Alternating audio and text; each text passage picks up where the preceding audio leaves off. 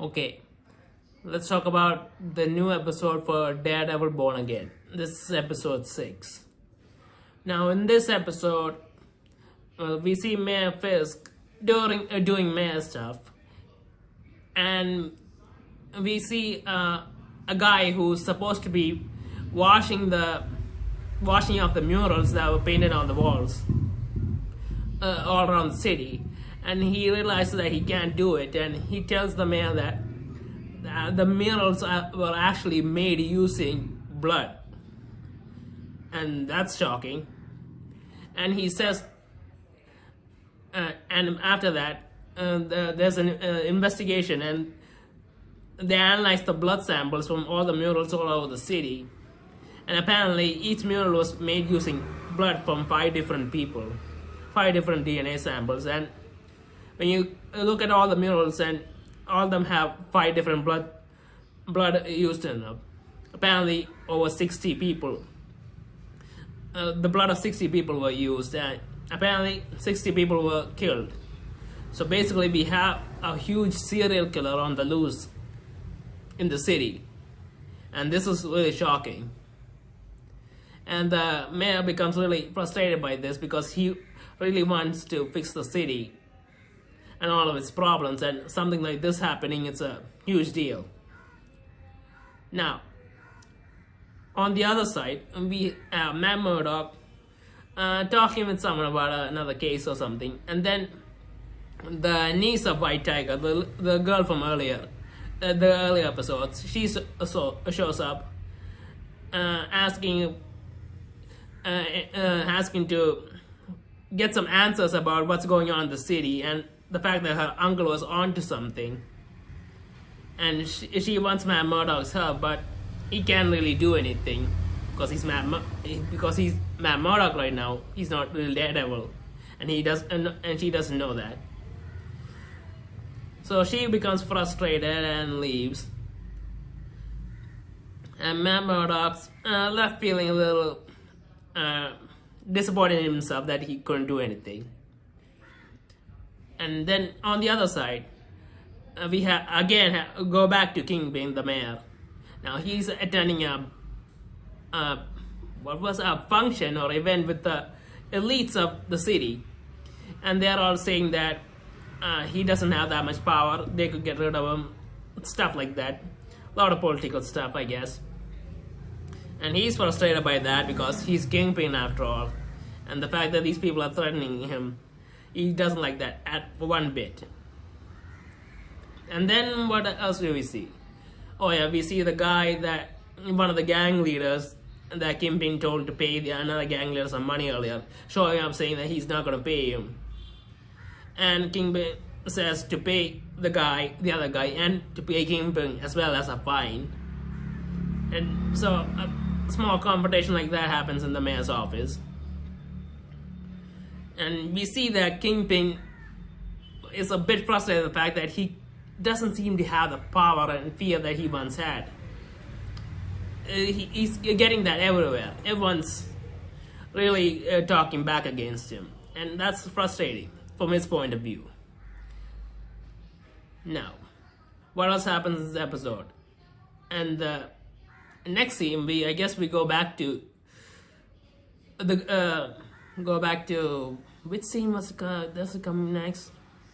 Well, apparently the young girl, White Tiger's niece, she decides to go investigate by herself, which is dangerous. And we assume that she gets caught somewhere, because later on we see Matt Murdock getting a call from her mother, or I think it's her mother or her aunt.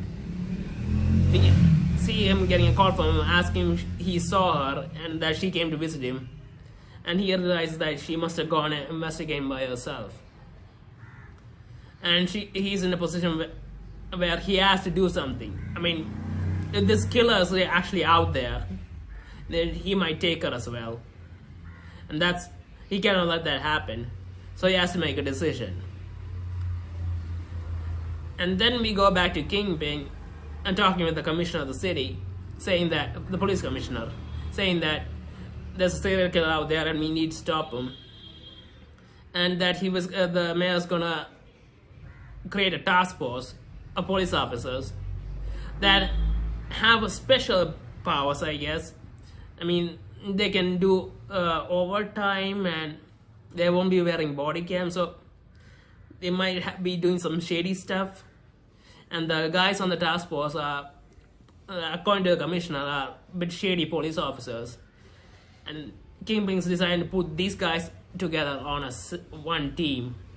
Now, honestly, that isn't really the smartest move, to put a bunch of police officers like that into a team and hoping that we'll get great results. I mean, they could go overboard and hurt someone, or something else bad might happen. But I guess when someone like Kingpin is the mayor, who's used to having people that don't exactly follow the rules correctly do the job for him, I guess it would be understandable that he would feel like these police officers are the best choice. And later on, we see him meeting the police officers and saying that they were unfortunate and unlucky, and that's why they're in the situation that they're in. Now, we honestly don't know whether that's true or not, considering that we don't know much about these guys.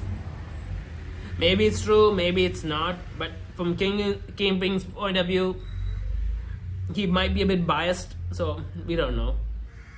So apparently he's gonna put to a task force, and it has one guy that was involved in the White Tiger case. So we already know that guy won't do things the right way. He was gonna kill a witness before Matt Murdock stopped him. So if the rest of them are like that, so then it's gonna be a bit of a problem.